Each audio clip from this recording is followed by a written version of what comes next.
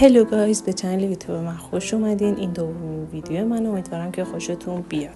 اگه از این ویدیو خوشتون اومد سابسکرایب یادتون نره، زنگوله بغلش رو فعال کنید. این سفر یکی از مزخرف ترین و ناراحت کننده ترین سفرهای طول عمر من بوده. حالا آخر ویدیو متوجه میشین که چرا ناراحت کننده. ما تا رسیدیم انقدر خسته بودیم که یه چرتی زدیم، بعد پا شدیم با خواهرم منج بازی کردیم، چای خوردیم. دیگه کل مسیرم مامان و خواهرم خوابیده بودن و من داشتم بیرون رو نگاه میکردم و لذت بردم. من واقعا مسافرت با قطار رو به هر چیزی ترجیح میدم. خیلی راحته، برای آدمی مثل من که نمیتونه یه جا هم بشینه واقعا مسافرت با قطار یه گزینه خیلی خوبه.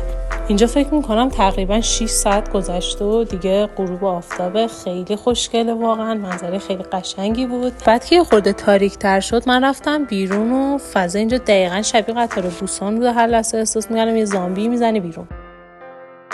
اینجا هم ایستگاه یزده که نگه داشته بودن برای نماز و منم رفتم خوراکی بگیرم که یه دختر خیلی بامزه رو دیدم، موهاش خیلی بامزه بود.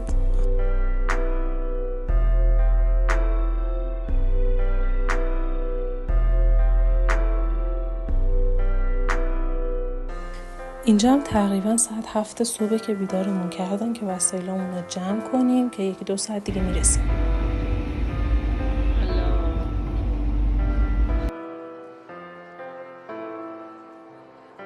دیگه کم کم داشتیم میرسیدیم و تو هر خونه هم یه دونه از این نخلا بود.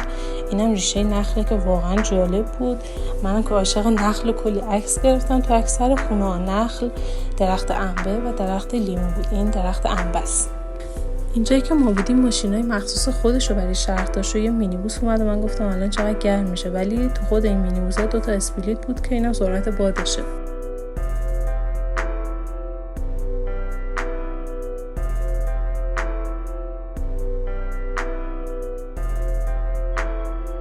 اینجا هم برای اولین بار دریا رو از این فاصله دیدم. بعدش رفتیم تو بازار و من کلی اسپایدرمن دیدم. عکس اینا رو برای بچه دختردین فرستادم، حالا جوابی که بهم داد.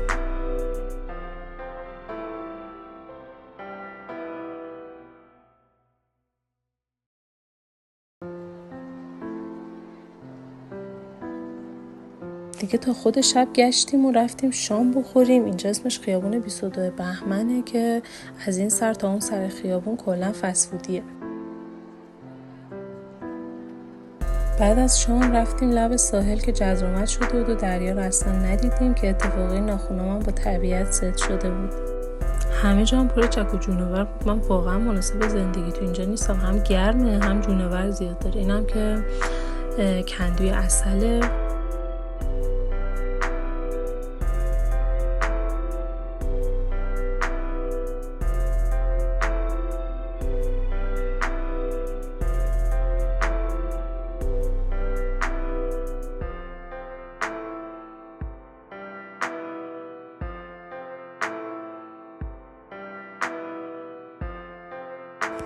اینجا تقریبا روز 4میه که بندریم و خواستیم بریم جزیره هرمز.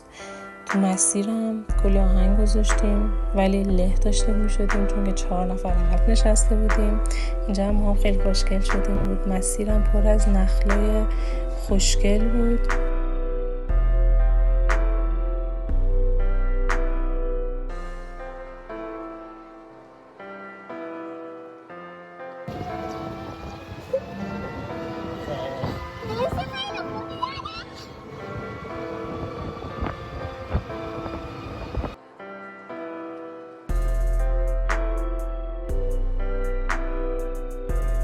کشتی تقریبا 2 ساعتی تاخیر داشت. ما هم رفتیم بیرون و کلی عکس گرفتیم. اینجا هم کلی کشتی خیلی باحال مشخصه. این عکس‌ها هم پسر خاله‌ام که 10 سالش ازم گرفته، با اینکه خیلی بچه است ولی عکس خوبی گرفته.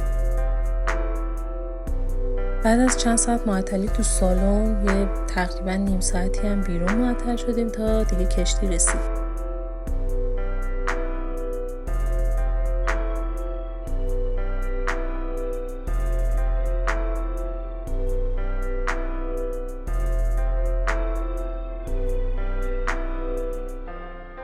و بالاخره رسیدیم به جزیره خیلی خوشگل و رنگی رنگی هرمز. بعد از این موتور اجاره می‌کردیم که کل جزیره رو بهمون نشون بدن که ما فقط تونستیم 2 جا رو بریم که اولیش غار الهه نمک بود. کل مسیرم این آقا برامون آهنگای بندری گذاشته بودن. اینم یه بازارچه است قبل اینکه وارد غار الهه نمک بشیم. اسم اینایی هم که رومیزه برقه است که بالا بندری می‌پوشن. بالاخره بعد از کلی پیاده روی رسیدیم، ولی سریع برگشتیم که بریم ساحل سرخ و نقره‌ای هم ببینیم و اونجا کلا برگردیم. واقعا گرم بود، با اینکه ما تو بهار رفته بودیم خیلی گرم بود. بهترین زمان رفتن به جنوب زمستونه. اینجا هم یه هتل خیلی معروف جزیره هرمز که خیلی رنگیه، اجازه ندادن بریم داخل، فقط از همینجا میتونستیم عکس بگیریم که ترجیح دادیم که کلا پیاده نشیم و مستقیم بریم ساحل سرخ و نقره.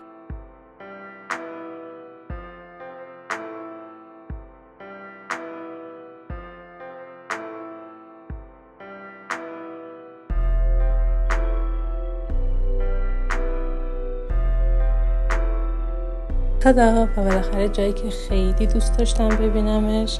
دلیل قرمز بودن این ساحل هم به خاطر اکسید آهنه. اینو بگیر من بیا پایین بعد بیا رو من باشه.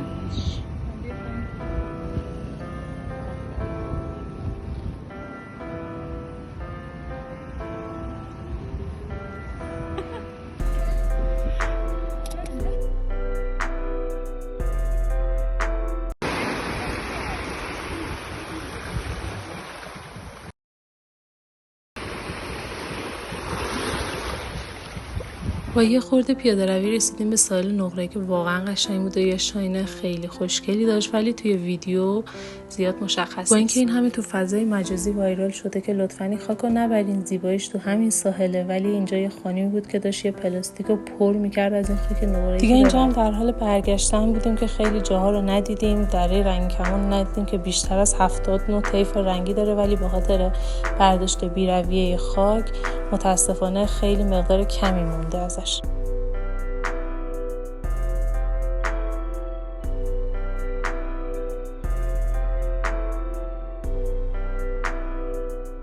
مستقیم بعد از برگشتن رفتیم وسایلمون رو جمع کردیم و می‌خواستیم بریم جزیره قشم که رفتیم سوار لندگراف شدیم.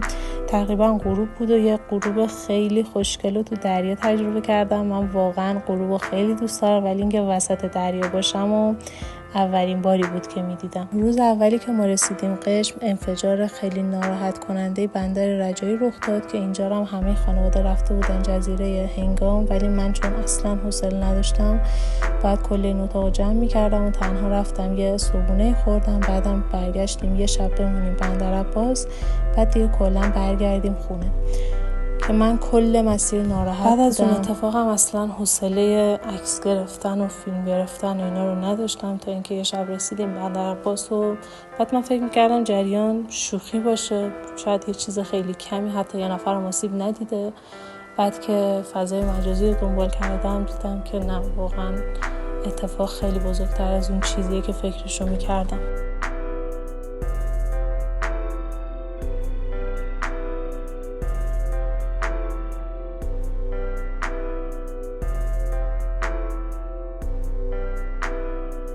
جنوبیا انبه نرسیده رو اینجوری با نمک میخورن که منم اولین بارم بود امتحان میکردم. خیلی خوشمزه بود. بعد از تقریبا 7 ساعت دیگه هیچ کدوم تحمل مسیر رو نداشتیم و تصمیم گرفتیم که یه شبم توی یزد استراحت کنیم. مسیرم پر از این نخلای خوشگل بود. من اولین بارم بود که یزد رو میدیدم. یزدم واقعا خیلی قشنگ بود، کلی بنای تاریخی داشت که ما فردا صبحش تقریبا رفتیم همه جا رو گشتیم، ولی چون من اصلا حوصله نداشتم اصلا نتونستم هیچ عکس و فیلمی بگیرم. فقط اینجا شبی که رسیدیم یه خورده رفتیم تو کوچه ها قدم زدیم.